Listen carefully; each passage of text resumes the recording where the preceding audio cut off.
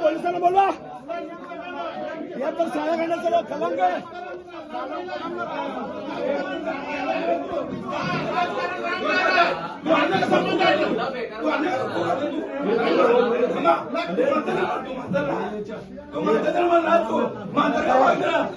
आता ते फक्त 15 ऑक्टोबरपासून कालपर्यंत कोड ऑफ कंडक्ट लागल्यानंतर 21,04,000च्या सीजर आहे कॅश आणि 14,78,000 किमतीच्या हातभट्टी आणि 58,000 किमतीचे जे रसायन आहे ते नाश केलेले आहे. ते हातभट्टी गुन्हे दाखल करून जप्त करण्यात आलेले आहेत. या दरम्यान एक NDPS केस पण दाखल झालेला आहे. ऑल आउट ऑपरेशन्स दरम्यान 4 कोयता, 70 तलवार वगैरे ते जप्त केलेले आहे. त्याच्या टोटल किमती आहे 1,21,000च्या किमतीच्या अशा वस्तू जप्त करण्यात आलेल्या आहेत. एकूण या दरम्यान आम्हाला 37,22,000 किमतीच्या टोटल सीजेस आहे. याच्या व्यतिरिक्त प्रिव्हेंटिव्ह ॲक्शनला मी तुलनात्मक सांगतो.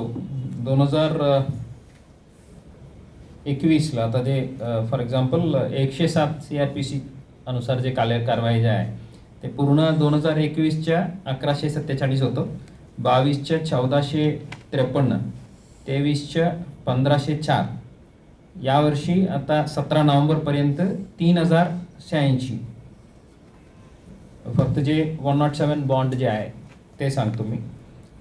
अशा सर्व कलमान्वये जे प्रिव्हेंटिव्ह ॲक्शन केलेले आहे त्यात चांगला वाढ आहे.